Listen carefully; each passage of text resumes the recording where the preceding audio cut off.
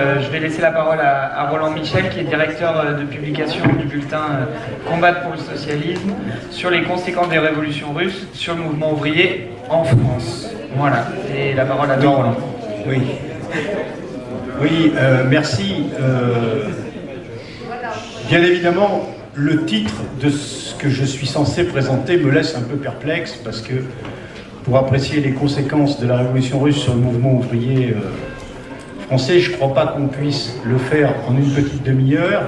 Donc je vais laisser délibérément de côté des choses qui sont par ailleurs fort importantes et tout à fait passionnantes. Je pense en particulier sur le plan politique à tout le processus politique qui conduit au congrès de Tours et à la constitution du Parti communiste français, pour m'en tenir exclusivement au développement dans la CGT et en rapport évidemment à la lutte des classes après la guerre. Je dois d'ailleurs tout de suite payer ma dette et remercier en particulier Éric Pontou, qui m'a beaucoup aidé dans la préparation de cet exposé, en particulier du point de vue bibliographique. En fait, il y a deux mouvements qui sont parfaitement contradictoires à mon sens à l'issue de la Première Guerre mondiale. Il y a d'une part ce qui se passe dans la classe ouvrière, en rapport évidemment avec la victoire de la Révolution d'octobre. Et bon, même si, ça a été dit ce matin, la connaissance qu'avait la masse des ouvriers français de ce qu'était véritablement la Révolution d'octobre, de ce qu'étaient les soviets, de ce qu'était la dictature du prolétariat, telle que la concevait Lénine, de ce qu'était le parti bolchevique, etc., même si cette connaissance était vague et imprécise, pour beaucoup, il y avait évidemment un fort courant de sympathie, et au-delà du courant de sympathie, cette victoire de la Révolution d'octobre, c'est-à-dire le premier pays où était exproprié le capital, créait un puissant effet de souffle sur les développements de la lutte des classes, dans toute l'Europe, mais ça, je pense que Jean-Jacques Marie le développera tout à l'heure, et y compris en France. Il y a donc ce mouvement, qui est un mouvement de renforcement du prolétariat, de ses organisations, de ses capacités de lutte, et puis il y a le mouvement qui, à mon avis, est strictement inverse, qui est le mouvement que connaît la direction de la CGT,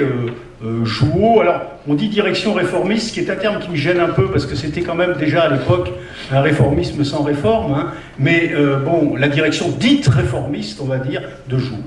Et cette évolution de la direction réformiste, qui suit ce qui s'est passé pendant la guerre, Baudreau, qui attendra 1947 pour succéder à Jouot, il était patient, en donne une idée assez précise dans ce qu'il écrit. Il indique, Baudreau, la guerre a donné au mouvement syndical une orientation nouvelle. L'habitude a été prise de rencontre avec les éléments patronaux, de collaboration avec les pouvoirs publics. C'est lui qui dit collaboration, c'est pas moi. Bon, donc, si vous voulez, théoriser, affirmer, revendiquer un syndicalisme qui se présente comme un syndicalisme de collaboration au niveau de la direction de la CGT. Et ça se traduit d'ailleurs immédiatement en 1918 par le fait que Jouot fait adopter ce qu'il appelle le programme minimum de la CGT. Alors ça, c'est quelque chose de tout à fait nouveau, y compris par rapport à la charte d'Amiens, puisque quand vous lisez la charte d'Amiens, je vais y revenir pas mal à cette charte d'Amiens, vous avez l'affirmation qu'il y a deux objectifs du syndicalisme. Il y a l'objectif immédiat, les revendications immédiates des travailleurs, classiques, salaires, conditions de travail, etc. Et puis il y a l'objectif qui est affirmé, qui est un objectif historique, si je puis dire, qui est l'objectif de l'expropriation du capital, et en particulier de l'expropriation du capital par un moyen qui est préconisé, qui est le moyen de la grève générale. Mais il n'y a pas, à l'époque, ça fonctionne encore, ça fonctionne plus, c'est un complot, un sabotage. Là, ça y est, c'est terminé. Bon, et il n'y a pas l'idée d'un programme minimum, c'est-à-dire d'un programme qui se situe de manière tout à fait claire dans le cadre du maintien des rapports de production capitaliste. Et puis, il y a, qui est préconisé, et là aussi, Baudreau insiste beaucoup sur l'importance de cela, par Jouot, la constitution d'un conseil économique du travail, qui est d'ailleurs proposé au gouvernement, mais à ce moment-là, le gouvernement le refuse, un conseil économique du travail qui est présenté comme un conseil économique dans lequel figureraient finalement les représentants des différentes catégories sociales. Alors ce Conseil économique du travail, dans un premier temps, le gouvernement Clémenceau va le refuser, mais il finira par être mis en place peu d'années après. Ça s'appellera Conseil économique et social, ça rappelle quelque chose. Ça sera mis en place en 1924 par le gouvernement de Cartel des gauches, et là, il y aura 47 membres avec des représentants du patronat, des syndicats, des pouvoirs publics, donc un cadre de coopération permanente, ce qui était une évolution tout à fait importante. Et puis il y a une discussion qui est très importante aussi dans la CGT en rapport avec l'adoption du traité de Versailles. Alors, on n'a pas parlé du traité de Versailles, mais enfin le traité de Versailles, bon, c'est une énorme dette, hein, une énorme dette de guerre qui est imposée à l'Allemagne, et donc d'abord évidemment aux travailleurs allemands.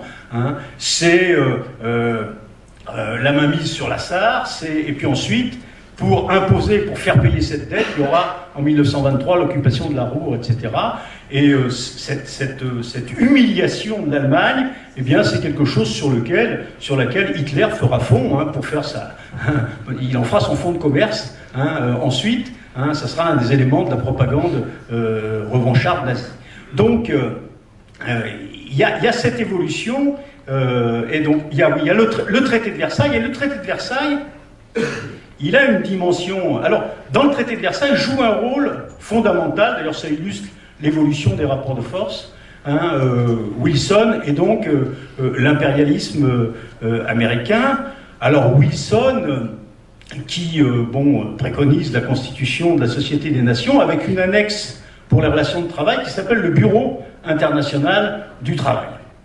Et c'est quelque chose qui fait l'objet de discussions extrêmement âpres entre la majorité et la minorité dans la CGT. Il est vrai que Lénine, par exemple, avait une position sur la Société des Nations extrêmement tranchée. Hein, il l'appelait une caverne des brigands. Et il y avait donc une discussion sur, en particulier, la participation au Bureau international du travail. Bureau international du travail qui sera présidé, devinez par qui? Par Albert Thomas. Albert Thomas, ministre des armées dans les gouvernements d'Union Sacrée, et qui était l'homme qui avait mis en place cette association, disons, de la CGT à la bataille de la production dans le cadre de l'économie de guerre. Et cette question-là fera l'objet d'une discussion tellement âpre. Je veux dire, j'ai par exemple en tête l'ouvrage de Maurice Labie qui a écrit sur cette période. Alors Maurice Labie, il faut savoir que c'est un dirigeant de force ouvrière, il est très hostile au bolchevisme, au communisme, etc. Il ne s'en cache pas, mais il dit finalement une mesure d'apaisement dans la CGT aurait été de décider de ne pas participer au Bureau international du travail. C'est vous dire que cette question, elle avait une certaine importance dans la discussion à l'intérieur de la CGT. Maintenant, il faut situer ce qui se passe, les discussions qui ont lieu à l'intérieur de la CGT, évidemment, en rapport avec ce qui se passe dans la classe ouvrière elle-même, avec les mouvements qui se développent au sein de la classe ouvrière. Alors là, il y a des chiffres extrêmement impressionnants de ce point de vue-là. Il y a évidemment dans toute l'Europe des mouvements à caractère, enfin dans beaucoup de pays d'Europe, on va dire, des mouvements à caractère révolutionnaire, des crises révolutionnaires, mais ça, je pense que Jean-Jacques Marie va en parler tout à l'heure. En France, on ne peut pas exactement parler de crise révolutionnaire, mais on peut parler d'un développement très intense de la lutte des classes. Alors des chiffres qui le manifestent. On parle là en termes de jours de grève par ouvrier, hein, c'est ça l'unité qui est choisie. En 1913, un peu plus de 2 200 000 jours de grève ouvriers, donc vous avez compris ce que je veux dire. En 1919, on en est à plus de 15 millions, c'est-à-dire que le chiffre de 1913 est multiplié par 7. Et en 1920, on en est à 23 millions. Donc, vous voyez, une multiplication par 10 de 1913 à 1920 du nombre de jours de grève dans le pays. Donc, alors, ça va prendre la forme en 1918 de la grève des marins, de la grève des métallurgistes, même si elle sera vaincue, je crois que ça a été dit ce matin, et surtout, je vais en parler, je vais y revenir d'un point de vue peut-être un peu plus général que l'a fait Eric, de la grève des cheminots de 1920. Alors cette grève des cheminots de 1920, c'est un événement tout à fait décisif et déterminant du point de vue de la lutte des classes dans le pays. Alors elle commence d'ailleurs en janvier par une grève locale, alors ça se passe à Périgueux, etc. Mais les choses commencent véritablement en février. Et le point de départ de cette grève, c'est toujours significatif, le point de départ de cette grève, il est, j'allais dire, presque anodin. Un ouvrier, délégué CGT, demande l'autorisation et l'absence pour participer à une réunion syndicale. Le patron lui refuse cette autorisation. L'ouvrier syndicaliste, décide d'aller quand même à cette réunion. Il est mis à pied 2 jours. C'est une sanction, certes, mais relativement limitée. Et cela suffit pour que la grève démarre comme une traînée de poudre, à partir en particulier de Villeneuve-Saint-Georges, dépôt cheminot connu, qui existe encore d'ailleurs, et la grève va s'étendre comme une traînée de poudre, alors avec des caractéristiques particulières, puisqu'elle démarre sans mot d'ordre syndical. La fédération des cheminots, qui à ce moment-là est tenue par ce qu'on appellera les réformistes, c'est-à-dire la majorité Jouot, ne donne pas le mot d'ordre, mais la grève néanmoins s'étend, et évidemment s'étendant, elle définit ses revendications, à savoir l'absence de sanctions, évidemment, la reconnaissance des droits syndicaux, et également apparaît le mot d'ordre de nationalisation des chemins de fer, puisque vous le savez, à l'époque, il s'agit d'une série d'entreprises à caractère privé. Et ce qu'il y a évidemment de tout à fait impressionnant, c'est la réaction d'une extrême brutalité, d'une extrême violence du gouvernement Mitterrand, qui précipite en prison la plupart des dirigeants syndicaux, qui prend toute une série de mesures contre les ouvriers, et à ce moment-là, Jouot demande et obtient l'ouverture de négociations avec le gouvernement, alors même que donc, les dirigeants grévistes sont pour la plupart d'entre eux en prison, sauf Montmousseau qui a réussi à échapper à la police.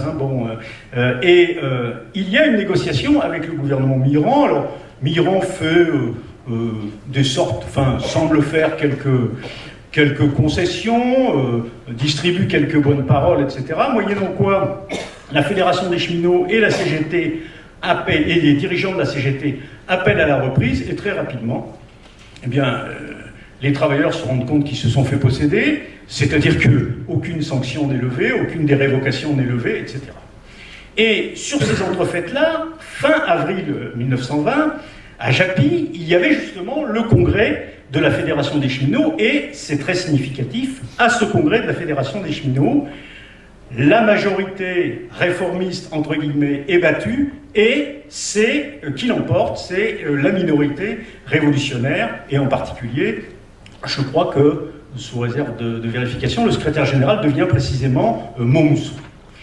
Et dans ce congrès, il est décidé, compte tenu de l'attitude du gouvernement et des patrons, d'appeler à la grève générale, en particulier à partir du 1er mai. Et Jouot est dans le congrès, et Jouot, formellement, se prononce pour le soutien à la grève, et dans la mesure où les cheminots réclament le soutien de l'ensemble de la classe ouvrière et de la Confédération, affirme que ce soutien va effectivement être organisé. Mais les choses vont se passer un peu différemment. D'abord, la grève se déclenche, très puissante, etc.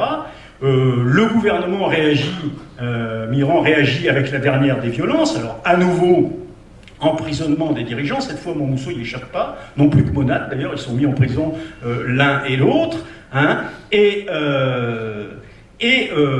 ce moment-là, les dirigeants confédéraux mettent en place une tactique dite de la grève par vagues, c'est-à-dire que les différentes corporations étaient censées rentrer dans le mouvement successivement, au fur et à mesure de l'écoulement du temps. Et le résultat s'est révélé assez désastreux. D'ailleurs, la traduction concrète Alors c'est Laby qui le dit, hein, qui est plutôt un sympathisant de Joe. Il dit bon, les métallurgistes étaient prêts à se mettre en grève et on leur a dit mais non, vous n'êtes pas prévus là dans la programmation des vagues, vous n'êtes pas dans la bonne vague, donc il faut attendre un petit peu. Hein. Et il y a eu cette chose-là. Et puis surtout, ce qui est pire, dans les régions où la fédération des cheminots était tenue par les majoritaires, non seulement il n'y avait pas appel à la grève, mais la grève était brisée. Et alors il cite en particulier la situation dans le Nord.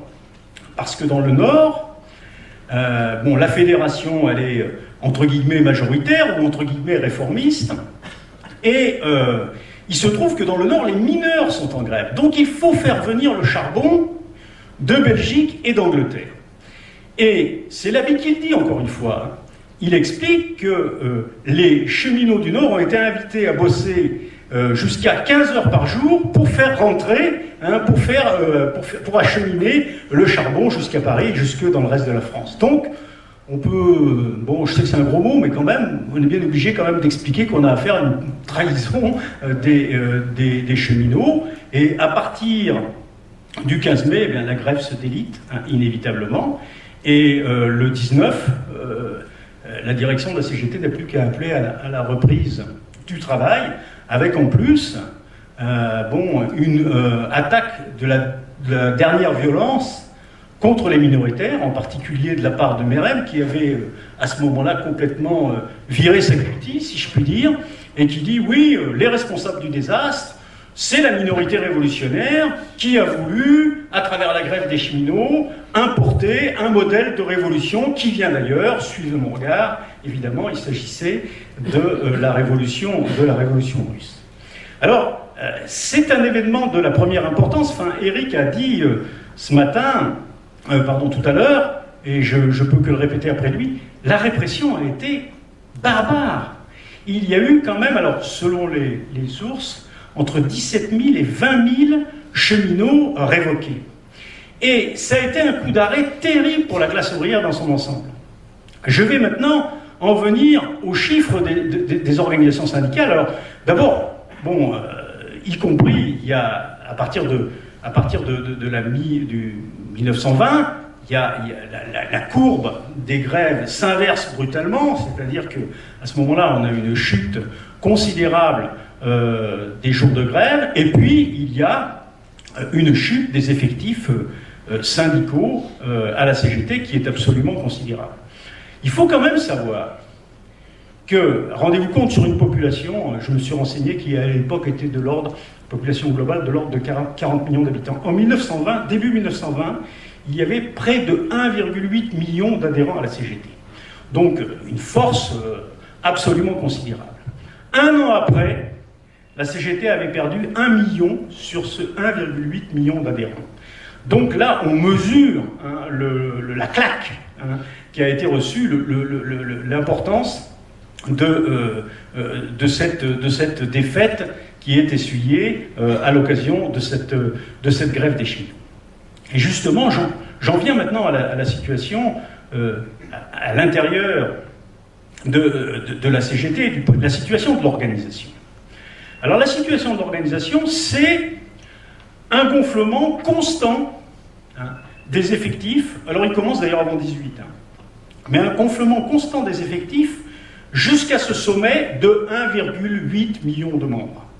Et en même temps que vous avez ce gonflement constant des effectifs, vous avez, du point de vue des rapports de force internes à la CGT, une situation de renforcement constant de l'opposition de la minorité révolutionnaire à l'orientation de jour. En 1918, au congrès de 1918, les oppositionnels représentent 20% des mandats. Au congrès de Lille de juillet 1921, qui va préfigurer immédiatement, enfin qui va précéder immédiatement la scission entre CGT et CGTU, l'opposition, la minorité révolutionnaire, représentera 45% des mandats. Donc une progression constante à l'intérieur de la CGT de cette minorité révolutionnaire. Mais, arrivé là de mon exposé, il faut peut-être dire ce qu'était cette minorité révolutionnaire. Parce que, parce que, comment dirais-je, il faudrait éviter le contresens ou le schématisme qui consisterait à penser que la minorité révolutionnaire était une minorité, on va dire, communiste. Et que la majorité était une majorité, on va dire, réformiste au sens du Parti socialiste de la SFI. C'est pas exactement ça. Jouot, qui était jamais avare d'une formule, disait en 1918, se présentait en disant « Moi, anarchiste de la première heure ». Donc il se présentait comme, sous le label, révolutionnariste, on va dire, anarchiste, etc. Et dans l'opposition, dans la minorité révolutionnaire, d'une part, il y avait deux courants. Il y avait ceux qui, dans la suite du comité pour la Troisième Internationale, puis de l'adhésion au PCF, se réclamaient, disons, du communisme, ou se réclamaient de la Troisième Internationale, mais il y avait aussi un très puissant courant, disons, anarcho-syndicaliste. Et ces deux courants, premièrement, il y avait ces deux courants. Deuxièmement, il faut dire, et insister sur le fait que, y compris dans ceux qui se réclamaient de la Troisième Internationale, il ne faut pas surestimer l'homogénéité politique qui était la leur. Loin de là. Quand on prend par exemple la position d'un homme comme Monmousson, on voit que très souvent ce qu'il développe à l'intérieur de la CGT, ce n'est pas exactement la position qu'auraient développée, que préconisaient les dirigeants de la Troisième Internationale. Et il y avait surtout entre eux un désaccord qui était absolument fondamental, qui renvoyait à l'histoire de la CGT et en particulier à la position par rapport à la charte d'Amiens. La charte d'Amiens, on en a retenu aujourd'hui un seul aspect. C'est la fameuse indépendance dont on parlera, l'indépendance du syndicat par rapport au parti. Vous connaissez la formule de la charte d'Amiens. La CGT reconnaît le droit à tous les individus qui en sont membres de développer dans les différents groupes ou sectes, d'ailleurs, disent-ils, à leur manière, le combat pour l'émancipation, mais ils doivent laisser à l'extérieur du syndicat, en dehors du syndicat, ils doivent laisser à la porte du syndicat leur position politique et ne pas développer dans la CGT leur position politique. Alors ça, c'est un aspect de la charte d'Amiens qui a été beaucoup retenu, disons, par l'histoire, en tout cas par le discours officiel des organisations. Et puis il y avait l'autre aspect que j'évoquais tout à l'heure, c'est-à-dire l'aspect, la CGT se prononce pour l'expropriation du capital et préconise la grève générale. Mais sur cette question de l'indépendance du syndicat par rapport au parti, il y avait une divergence considérable entre les anarchistes, y compris de la minorité révolutionnaire, et ceux qui se réclamaient de la Troisième Internationale.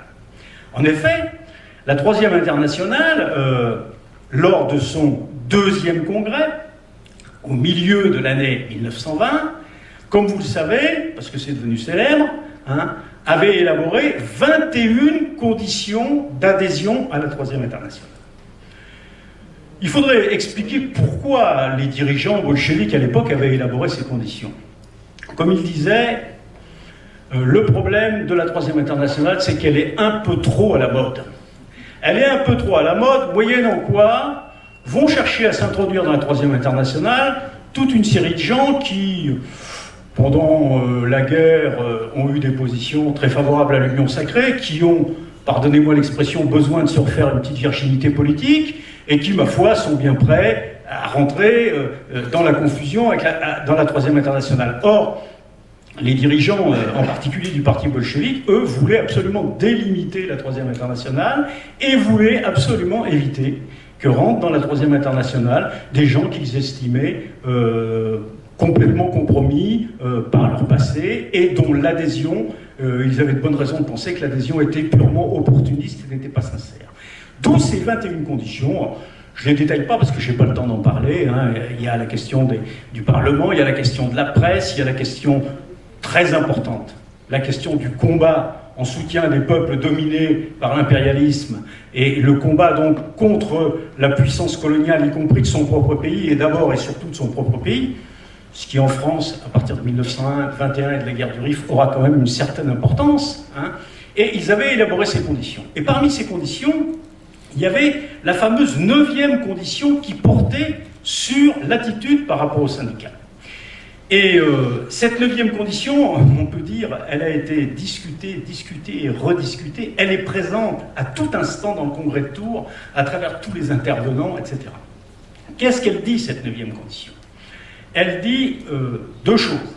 Elle dit, premièrement, et c'est revendiqué, oui, les communistes sont dans le syndicat et ils ne quittent pas leur casquette de communistes quand ils rentrent dans le syndicat. C'est-à-dire qu'ils demeurent des communistes et en tant que communistes, ils sont dans le syndicat des communistes disciplinés. C'est-à-dire que la discipline du parti s'exerce aussi dans l'intervention dans les syndicats. Et le but, c'est de gagner le syndicat, de gagner la majorité des syndicats à cette orientation, et donc, y compris, appelons un chat un chat, de chasser les dirigeants réformistes de la tête des syndicats pour prendre la tête de ces syndicats. Ça, c'est revendiqué ouvertement par les dirigeants de la Troisième Internationale, auxquels on peut faire beaucoup de reproches, mais sûrement pas d'être des faux culs. Donc, qui disaient les choses de la manière la plus claire et la plus nette.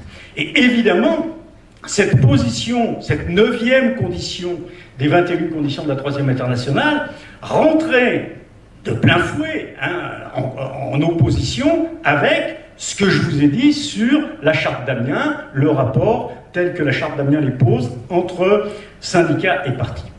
D'ailleurs, il faut dire qu'y compris dans les textes de la Troisième Internationale, il y a même des choses qui vont beaucoup plus loin que ça, puisqu'on parle de syndicats communistes, on parle d'adhésion en tant que telle des syndicats à l'internationale communiste, qui sont d'ailleurs des formules qui vont être, par la suite, je pense en particulier à ce qu'écrira Trotsky, puisque Trotsky a été responsable pour la Troisième Internationale des rapports avec le Parti communiste français. Les formules qu'emploie Trotsky, après, sont non pas plus nuancées, mais je dirais plus dialectiques. C'est-à-dire qu'il dit, attention, il dit oui, alors il continue à revendiquer clairement, oui, les communistes ont le droit de s'organiser dans le syndicat, ils ont le droit de combattre pour conquérir le syndicat. Ceci étant dit, Trotsky dit tel quel, la subordination du syndicat comme syndicat au parti comme parti, c'est une absurdité. C'est pas cela qui est visé. C'est pas cela qui est visé. Et donc, je veux dire, y compris, je pense qu'il y a une certaine évolution, en tout cas un approfondissement, enfin je ne sais pas comment dire exactement, de la position des dirigeants de la Troisième Internationale sur les syndicats. Mais il n'empêche que là-dessus, entre les anarchistes et les communistes, il y a une opposition qui demeure, qui perdure, etc. Et alors le paradoxe, c'est que cette opposition, on va la retrouver à travers le processus qui conduit, je ne sais pas combien il me reste de temps. Oui, il te reste à peu près 5-6 minutes. Ouais, ben ça va.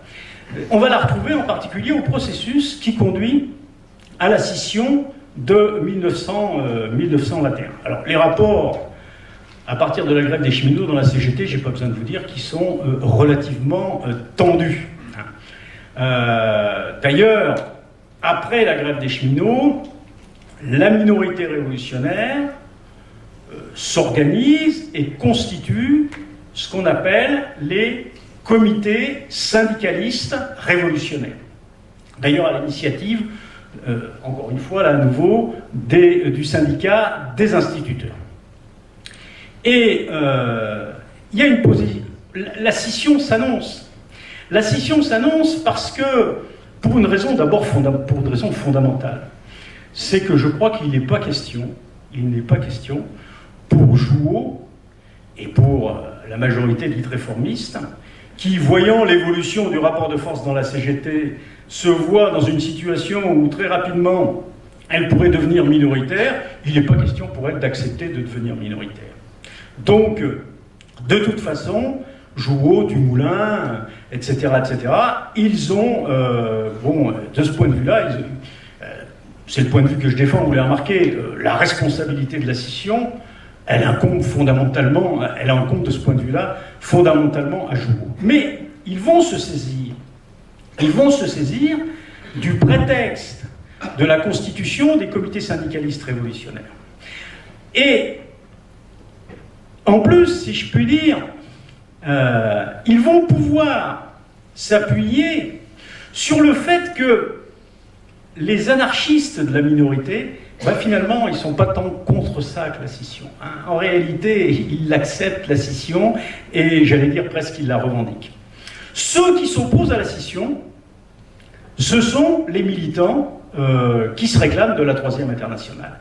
Et d'ailleurs, les textes de la Troisième Internationale, sur la question des syndicats, consistent à dire que, dans toute la mesure du possible, il faut éviter la scission syndicale, avec une seule condition, c'est que dans le syndicat, les communistes, les révolutionnaires d'une manière générale, conservent le droit de s'exprimer. Mais à cette restriction près, les dirigeants de la Troisième Internationale sont contre les scissions syndicales. Alors, Laby dit, ouais, ça c'est le machiavélisme de Lénine, etc., etc. Moi je crois que l'explication, elle est toute simple, elle est bien plus simple que ça. C'est qu'en réalité, on le sait bien. Et je crois que toute l'expérience du mouvement ouvrier depuis l'a encore montré. On sait bien qu'en général, la scission syndicale, c'est l'affaiblissement du syndicat. On sait bien que quand il y a une scission, il y a une partie qui part d'un côté, une partie qui part de l'autre côté, et une partie qui part tout court. Hein, et que de ce point de vue-là, la scission, pour les intérêts généraux de la classe ouvrière, c'est bien rarement une bonne chose. Toujours est-il que Dumoulin, qui est l'adjoint de Jouot, hein, c'est un ancien minoritaire, mais il lui aussi est viré sa cutie, il explique benoîtement, à un moment donné, il dit c'est très simple. L'adhésion au comité syndicaliste révolutionnaire est incompatible avec l'appartenance à la CGT. Et évidemment, à partir du moment où on décide cette chose-là, on décide qu'il y aura scission. Alors, c'est dans ces conditions que se tient le Congrès de Lille. Du point de vue de l'orientation dans le Congrès de Lille, je crois que les choses sont particulièrement nettes. Elles sont exprimées par le représentant de la minorité, j'avoue que je n'ai pas conservé son nom, sur le rapport moral de Jouot. Voilà ce qu'il dit. Nous repousserons le rapport moral parce que nous ne trouvons pas dans le rapport l'idée que l'on veut aller à la bataille force contre force, mais l'idée que l'on veut chercher à défendre l'intérêt général du pays, alors qu'il faudrait défendre l'idée que l'on doit défendre l'intérêt général de la classe ouvrière. Donc l'opposition, évidemment, c'est celle-là. C'est est-ce que, au nom de la défense du pays, la défense du pays, toute classe confondue, en quelque sorte, ou bien la défense indépendante des intérêts des travailleurs. Donc l'antagonisme, je crois qu'il est politiquement assez lumineux. Alors les conditions dans lesquelles se passe le Congrès, j'ai pas le temps de rentrer dans ce genre d'anecdotes qui ne sont pas des anecdotes, quoi. Parce que quand Montmousseau, qui est le dirigeant de l'opposition révolutionnaire, va à la tribune, vous voyez, il est au fond de la salle, il essaie de rentrer, et il y a les représentants des marins, alors qui en l'occurrence sont tenus par les réformistes, qui commencent à sortir les matraques et qui l'empêchent d'accéder à la tribune. Il y a, d'ailleurs, l'origine du coup de feu n'est pas attribuée de la même manière selon les différents protagonistes. Il y a même un coup de feu qui est tiré en direction de la tribune dans le Congrès. Il y a même un délégué qui, au plus fort de la tension existant dans le Congrès, fait une crise fatale, c'est-à-dire qu'il meurt dans le cours même du Congrès. Donc ça vous donne un peu une idée de ce qui a été, disons, la violence de ce Congrès de Lille de 1921. La scission, d'ailleurs, ne sera pas formellement effective au Congrès. Elle sera effective au CCN de la CGT qui suivra. Et il y a une anecdote qui est intéressante, qui est instructive. Les minoritaires sont en réunion le matin. Ils discutent que faire par rapport au comité confédéral national, comment se positionner, etc. etc. Et Monat intervient et il dit moi je crois qu'il faut qu'on fasse une concession pour éviter la scission. Il faut qu'on fasse une concession, c'est-à-dire il faut que nous acceptions non pas de dissoudre les comités syndicalistes révolutionnaires, mais qu'on ne puisse adhérer au comité syndicaliste révolutionnaire qu'à titre individuel. Parce que adhérer au comité syndicaliste révolutionnaire, non seulement des syndiqués, X, Y, Z, mais des structures syndicales, des unions départementales, des fédérations, etc. Ce qui donnait l'argument à Jouot de dire, bah ouais, mais le comité syndicaliste révolutionnaire, c'est une organisation dans l'organisation, c'est donc, etc. Et Monat, non sans difficulté, qui de ce point de vue-là, souvent dans cette période, il faut dire, a vu plus clair que les autres, enfin en tout cas c'est mon point de vue, hein, même si d'ailleurs Monat, lui, se réclamait de l'anarcho-syndicaliste. Hein, le syndicalisme, il n'a jamais été gagné, disons, au Parti communiste, au bolchevisme, au léninisme. Il y a 36 lettres entre Monat et Trotsky, où Trotsky essaye de le convaincre, mais sans succès. Hein, et Monat réussit à obtenir que l'Assemblée générale des minoritaires adopte cette concession. Et il rencontre en début d'après-midi un dirigeant, un des lieutenants de Jouot, en lui disant voilà, bon, on est prêt à ça, etc. Qu'est-ce que tu en penses et tout.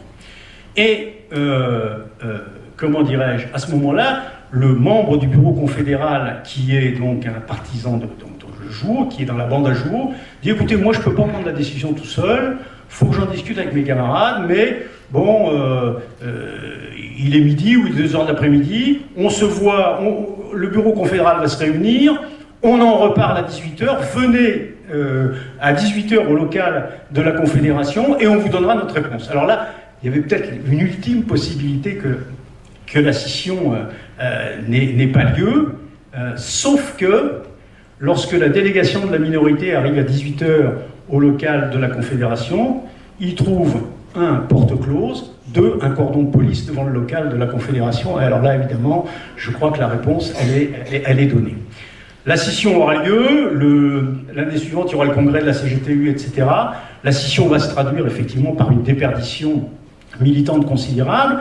Hein, et il faut ajouter que, comment dirais-je, la défaite de la dernière brutalité de la grève des cheminots, plus la scission syndicale qui intervient derrière, ça va être un recul extrêmement profond, dont finalement, au bout du compte, hein, la classe ouvrière va commencer à se relever vraiment, hein, à se relever totalement à partir de 1934, la guerre avant. Hein, et donc, on voit là, évidemment, l'importance pour l'histoire du mouvement ouvrier de toute cette période qui est particulièrement intense. J'ai terminé. Merci.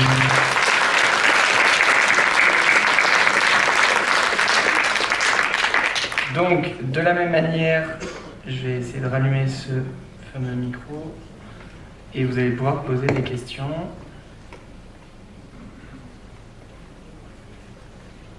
S'il accepte de se rallumer.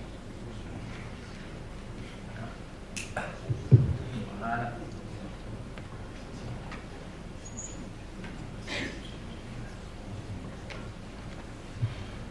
Donc, on prend une petite dizaine de minutes de questions et de réponses et ensuite on fera 5 minutes de pause avant à reprendre à 18h pour le dernier exposé. Voilà. Oui, donc je suis Annie Bruand-Zornette de l'IHS Loiret. Donc je voudrais dire en avant-propos que Bottereau, dont on a parlé tout à l'heure, a été secrétaire général de l'UL d'Orléans et secrétaire général de l'UD du Loiret, repéré par Jouot, qui l'a appelé au bureau, au bureau confédéral. Donc c'est dire si nous venons de loin dans le Loiret. Donc première chose, et donc la scission s'est passée dans le Loiret dans les conditions décrites par le camarade, et il avait été inventé un point inscrit dans les statuts, mais je pense que ce n'était pas propre au Loiret, c'était à savoir que les membres de la CE de l'UD qui étaient absents plus de 3 fois sans excuse s'excluaient d'eux-mêmes de la CE de l'UD. Alors je ne sais pas si c'était propre à toute la CGT ou simplement au Loiret. Et donc c'est ainsi que, donc il faut imaginer les conditions de l'époque. Le Loiret, bon, c'est un département qui n'est pas extrêmement grand, mais les camarades n'avaient que leur vélo ou leurs pieds pour se déplacer, des trains, parce qu'à l'époque il y avait quand même on dirait un quadrillage de train. Et c'était quand même pas si facile que ça de venir de l'autre bout du département ou même de pas trop loin pour faire les réunions à 8h30, pour participer aux réunions à 8h30 le soir. Mais c'est ainsi que petit à petit ont été exclus tous ceux qui étaient repérés comme membres des CSR. Et voilà, en fait, c'était pas une vraie scission, c'était une exclusion progressive qui a été organisée pour se débarrasser de ses camarades. Voilà, je crois que j'avais autre chose à dire, mais j'ai pas eu le temps de le noter et je l'ai avalé. Mais bon, comme on n'a pas beaucoup de temps pour discuter, je laisse le micro.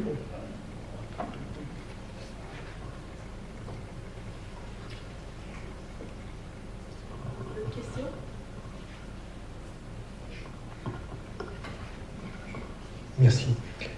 D'abord, je voudrais remercier l'orateur qui a fait d'une chose extrêmement complexe un exposé clair et qui mettait en relief un peu tout ce qu'il y avait d'important dans ce processus qui va conduire à la scission.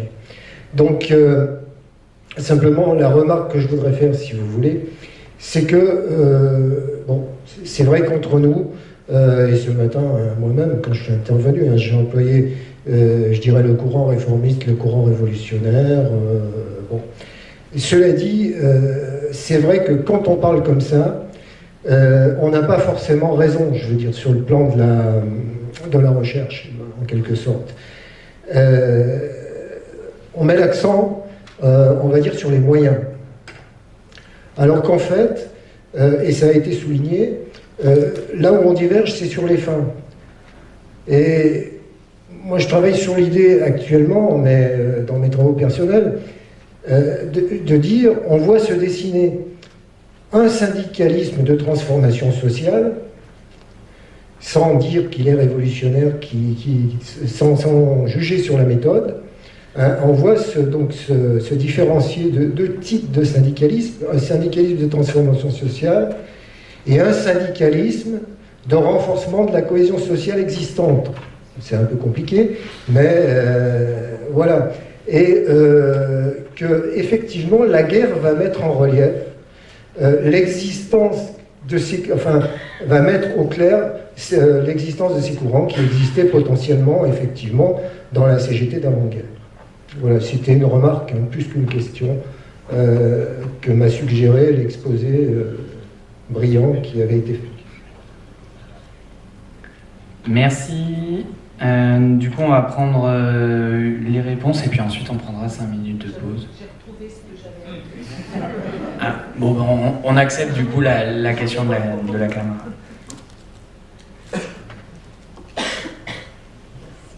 Oui, ce que je voulais dire, c'est que ceux qui étaient contre la scission avaient raison, parce que dans le Loiret, après l'exclusion d'un certain nombre de camarades, donc de cette scission, c'est le marasme complet. Il y a une perte formidable du nombre d'adhésions. Il n'y a plus d'activité syndicale dans les différentes UL existantes.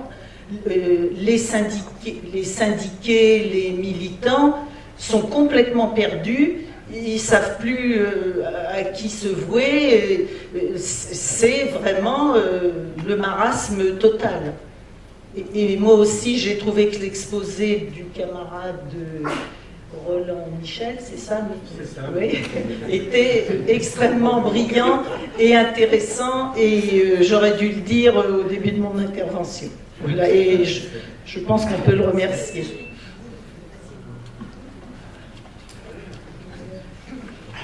Vas-y, Roland. Non, mais enfin, moi je crois que les remarques des camarades n'appellent pas de réponse de ma part. Hein. Enfin, je veux dire, d'autant plus que ce que tu évoques, par exemple, sur le Loiret, moi, tu en connais infiniment plus que moi là-dessus, par définition. Donc non, je pense qu'on va gagner un peu de temps et on va permettre à Jean-Jacques Marie d'avoir son train ce soir, parce qu'il faudrait...